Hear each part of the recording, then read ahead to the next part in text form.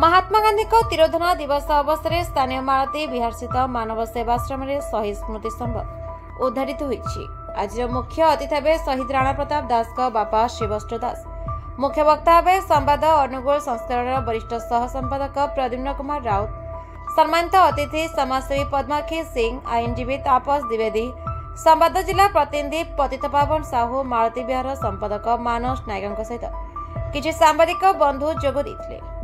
समाजसेवी पतितपावन बाड़िया एवं अंबिका प्रसाद लेंका मंच परिचालना करथिले।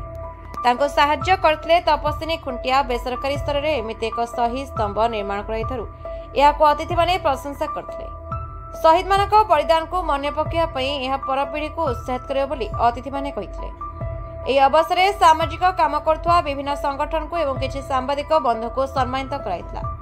सेहिपरि सेवाश्रम परिसर में बरपुत्र मानकर प्रतिमूर्ति उन्मोचन कराइथला।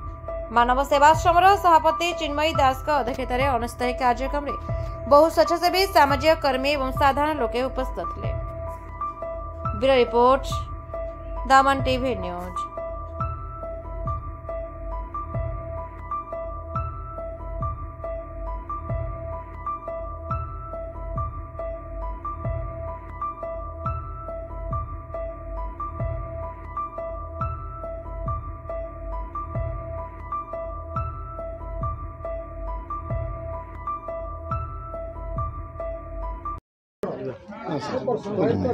तापस Kumar Dwivedi, advocate Odisha high court, legal adviser Manav Seva Trust. आज सारा भारत वर्ष रे महात्मा गांधी जो महाप्राण दिवस पालन होता अवसर रे संजोग वशत तादरे जोड़ी हो जाइछि शहीद दिवस। आउ सही शहीद दिवस को स्मरण करी आज मानव सेवा ट्रस्ट जो भली भाव में नियारा कार्यक्रम करिसेंती। आज एक संगरे उत्कलमणि गोपबंधु दास, जातिर पिता जातिर जनक महात्मा गांधी एवं नेताजी सुभाष बोस एवं भारतर प्रथम प्रधानमंत्री जवाहरलाल नेहरूंकर प्रतिमूर्ति उन्मोचन सहित आज ये अंचलर लढ़ुआ पुओ जे ये तार जीवन को तिलतल कर बाजी लगई देला जो शहीद हो गला राणा प्रताप दास। आज तापाई गोटे श्रेष्ठ श्रद्धांजलि होती शहीद स्मृति स्तंभ, मुआ को कहि शहीद स्मृति मंदिर। ये अनुगुल माटीर लढ़ुआ पुओ जे सीडीएस भारतर सर्वोच्च सेनाध्यक्ष जे सीडीएस बिपिन रावत सहित गोटे प्लेन रे क्रैश है।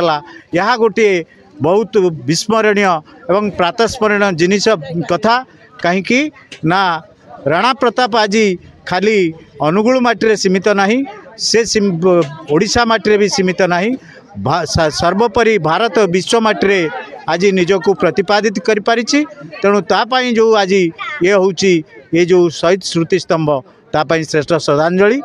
वंदे उत्कल जननी, जय जगन्नाथ। अच्छा, मो शहीद राणा प्रताप दास पिता शिवष्ट कुमार दास, आम घर तालचेर कृष्णनंदपुर।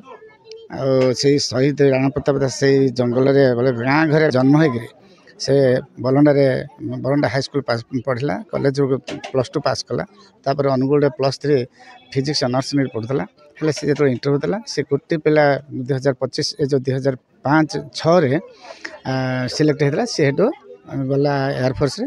किंतु से गला पर से पछरे स्पाई लगी डिपार्टमेंट पछके से तार सचोट भाव में काम करूँ ये ऑफिसर भाव में प्रमोशन दिया कि से जो इन सर्विस से मसर अरेंज कर बहुत धन्यवाद कर शहीद स्तंभ हेले मोर जीवन थी जाके मोर मन रोथ। मिसेस तो चलीगला झुरी झुरी जो दिन से गला किसी खाइलानी पीलानी से जो कोमारे रहा। ये सेप्टेम्बर 29 तारिख सी भी चलीगला पर मुझे एका अच्छी आटा दुख तो प्रकाश कर हेनी कि कौन कह